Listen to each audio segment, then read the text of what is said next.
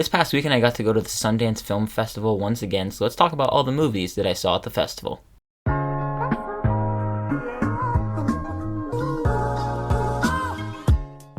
Welcome back to the channel. My name is Ben, and on this channel I love to talk about movies and TV, and if you also love to talk about movies and TV, or just love to be on the ride with me, consider hitting that like and subscribe button. If you don't know, the Sundance Film Festival is a film festival where they premiere a bunch of movies that will slowly come out over the next couple months to years. They also have some short films, but strictly for this video, we're just talking about movies. I saw 5 movies at the festival this year. Luckily, it was online once again, so I got to see all the movies that I wanted to check out. It was such a fun time, and I'm really happy to talk about them today. Basically, for this video, I'm just going to give my rundown of all the movies that I saw. Like I said, we're going to do mini reviews. I saw 5 movies. Let's start talking about them. So the first movie I saw was After Yang, starring Colin Farrell. In the near future, a family reckons with questions of love, connection, and loss after their AI helper unexpectedly breaks down. This was one of my more anticipated movies of the festival. It's directed and written by Kogonada, who directed this very underrated movie. Barely anyone saw it. It's called Columbus. It came out in 2017. Funny enough, also premiered at the Sundance Festival back a couple years ago. It is a fantastic movie, and because of me loving that movie so much, I was going into this one with a lot of expectations. But this was once again a beautiful directorial effort from Kogonada. It is directed with such flair. The direction from Kogonada is astounding, might I say, as well as the cinematography, which is magnificent. The biggest takeaway I have from this movie is the opening credits were so odd. It's unlike any opening credits that I've ever seen, and it's one that will stick with me for a while. The futuristic world created here is so rich and interesting. They can go in cars without needing drivers, and they don't need to pay attention. They can be on their phones doing whatever. And then there are like these cool FaceTime calls. You don't need your phone. It's just cool stuff like that. And like I said, visually, this movie looks beautiful. But it's such a powerful story of slowly losing someone you love and how you have to deal with it. The slow, haunting score is excellent. Unfortunately, it's not a perfect movie. It's very easy to get lost due to the slow nature of it all. It has incredibly slow pacing, and it will shy away some viewers. But if you can get past the slow pacing, it's a terrific meditation on love and loss. I found this to be such a fascinating watch as well. Plus, everyone is stellar in the movie. Colin Farrell's great, but specifically Malia Emma playing Micah was great. I'm gonna give After Yang a B+.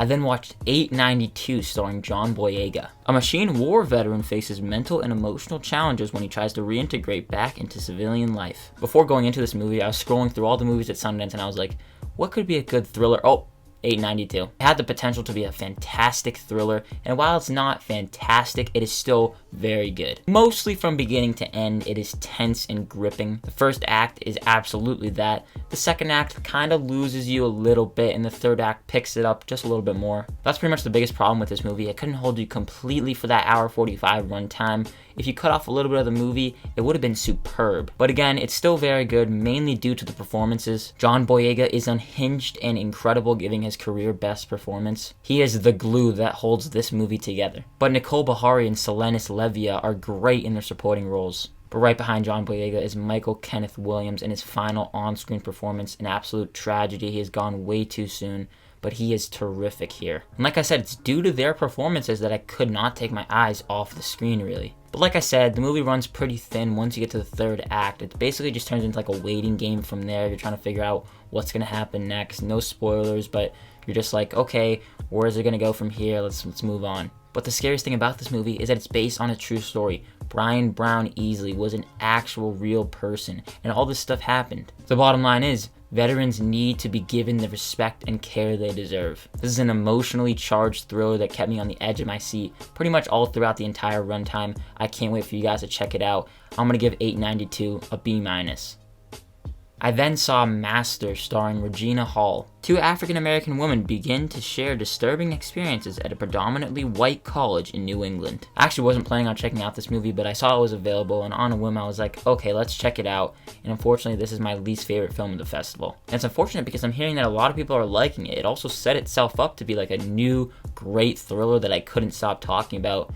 But as soon as I finished watching it, I totally put it away. And the fact that I just wanted to stop thinking about it is very sad. My biggest problem with this movie is that it's not subtle at all. It's got a little bit of Get Out, got a little bit of The Shining, but the problem is it's not as compelling as those 2 films at all. It said that it was a horror movie, so that's why I was expecting for it to be scary. You know, it could have been a psychological horror movie, but it's not even that at best. It's not scary in the slightest. You see all the scares coming from a mile away.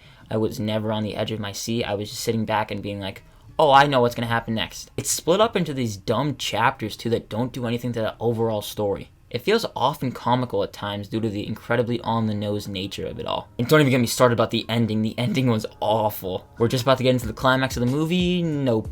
Credits start to roll. It just led to nothing. I felt very dissatisfied in the end. I'm gonna give Master a D+.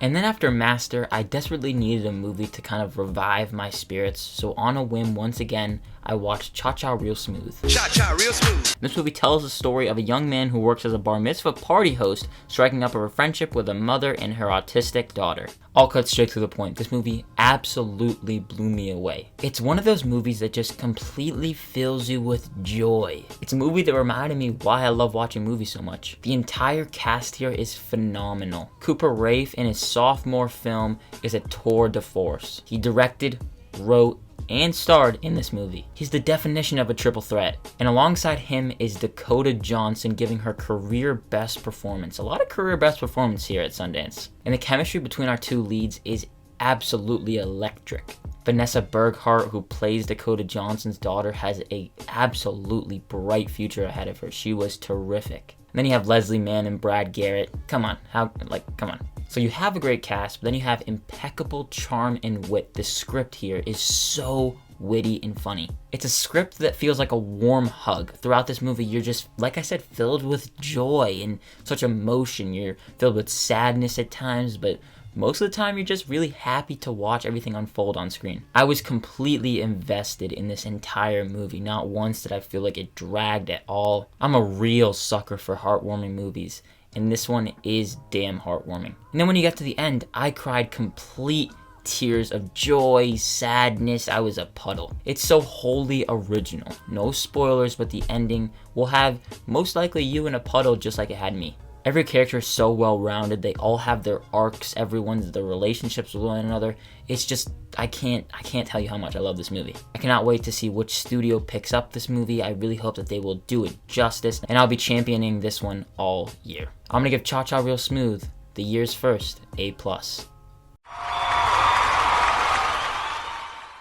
And then to finish out the festival, I saw my only documentary this time around, TikTok Boom. No, not the one starring Andrew Garfield. This one is a TikTok documentary. With TikTok crowned the world's most downloaded app, these are the personal stories of a cultural phenomenon told through an ensemble cast of Gen Z natives, journalists, and experts alike. Now, like I said, this movie is about TikTok, and that alone made me intrigued for it. I saw the synopsis and I was like, a documentary about TikTok, that should be really good. It's not near the levels of really good, it's just right there as good though. It's a very interesting documentary that explores the insanity that was TikTok blowing up and continuing to just be a big topic in everyone's lives. But it's a documentary that covers a lot of stuff. You have an hour, 30-minute runtime. It tells the entire history of TikTok and then like social media. It jumps and tries to do a lot of different things.